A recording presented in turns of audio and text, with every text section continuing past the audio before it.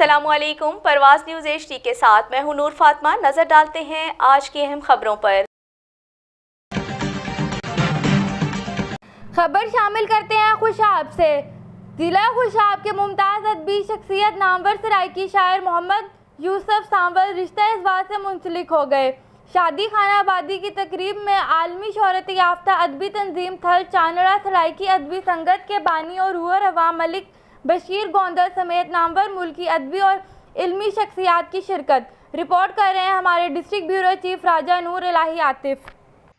میکن تھل کی معروف ادبی شخصیت نامور سرائیکی شاعر محمد یوسف سانول لنگڑیال رشتے ازدواج سے منسلک ہو گئے۔ ان کی شادی خانہ آبادی کی پروکار تقریب کا انعقاد ان کے آبائی گاؤں میکن تھل میں کیا گیا، جس میں بین الاقوامی شہرت یافتہ ادبی تنظیم تھل سرائیکی چانڑہ ادبی سنگت کے بانی اور روح رواں ملک بشیر گوندل، استاد الشعراء نذیر ڈھالا کھیلوی، ابوالکلام بشیر شرر، رمضان عاطف، راولپنڈی سے ملک مجتبیٰ عابد، ملک معید، لاہور سے چودھری عابد، شاہ والا جنوبی سے ملک قیصر عزیز جاور واگرا، سلیم سعد، وسیم گلشن، برکت والا بکھر سے عرفان والد غفوری، صدر تحصیل bar station Noorpur Thal Malik Abdulqayyum Zafar Rahdari, Noorpur Thal press club کے founder member senior journalist M Noor Uddin اور انٹرنیشنل ادبی تنظیم Sharif academy Germany chapter district Khushab کے میڈیا ڈائریکٹر راجہ نور عاطف سمیت علاقہ بھر سے نامور سماجی، ادبی، علمی، صحافتی، تجارتی اور سیاسی شخصیات سمیت لنگڑیال برادری نے بھرپور شرکت کی۔